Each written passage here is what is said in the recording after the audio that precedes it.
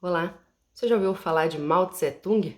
Meu nome é Katia Ruttmann, sou escritora, trouxe para você mais um dos estudos que eu faço. Mao Tse-tung ele foi o fundador da República Popular da China sob um regime comunista e ele governou o país de 1949 até a sua morte em 1976.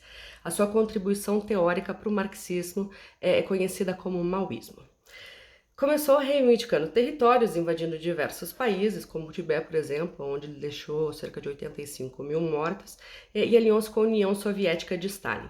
Em 1957, ele iniciou uma política de desenvolvimento que ele chamou de Grande Salto, que pretendia tornar a China em uma nação desenvolvida e socialmente igualitária em tempo recorde. Para isso, o setor da agricultura e da indústria deveriam ser modernizados e desenvolvidos. Ele separou então a China em comunas, que abrigavam cerca de 5 mil famílias cada, e eles recebiam ferramentas e tinham que cumprir metas, além de prover o seu próprio sustento. Milhares de pessoas foram deslocadas aí para equilibrar a produção em todos os lugares. A fim de estimular a produção, ele denominou algumas áreas modelo de produção como Sputniks e noticiava na imprensa, controlada pelo seu governo, produções estratosféricas com números até centenas de vezes maiores do que era a produção real. Na medida que o povo não conseguia cumprir a meta dos campos Sputniks, houve uma forte repreensão, acusando aí os camponeses de boicote. Mao acusava eles de esconder grãos, o que levou a muitas prisões e fuzilamentos. Mao criou então as comunas populares. Ele reduziu o número de comunas, né, para torná-las mais eficientes, o trabalho mais eficiente e mais fáceis de controlar. Todos os aspectos da vida de seus membros deveriam ser controlados pela comuna. Todas as famílias tinham que entregar tudo o que tinham e dormiam em grandes dormitórios. Mao dizia que a vida de todos deveria girar em torno do trabalho. Os comunas eram, de fato, como relatam, campos de trabalhadores escravos. No programa da industrialização forçada, Mao estabeleceu o dobro da produção de ácido que eles haviam produzido no ano anterior. A população foi mandada construir fornalhas de quintal e coagidas a dar todo e qualquer metal que eles tivessem, desde ferramentas até grampos de cabelo.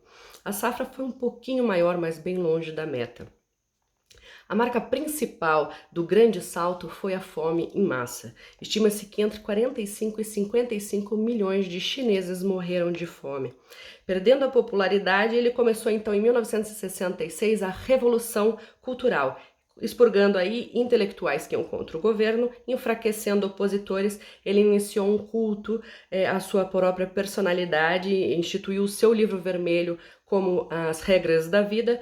Locais religiosos foram destruídos e saqueados, com campanhas para acabar com a cultura chinesa destes intelectuais.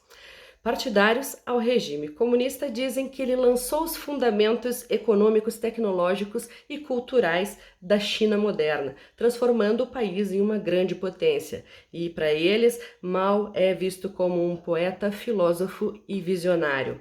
Após a sua morte, Deng Xiaoping, que também foi acusado de ser um capitalista durante seu governo, ele tornou-se então um novo líder chinês. Durante o seu governo, a China teve uma abertura diplomática para os outros países, ela atraiu investimentos estrangeiros e pôs em prática a sua economia de mercado socialista, que é baseado em empresas estatais e economia de mercado. Então é um misto de regimes, né? Considerado uma forma de capitalismo de Estado. As suas reformas transformaram a China no país com o maior crescimento econômico do planeta. É isso. Gostou? Compartilha.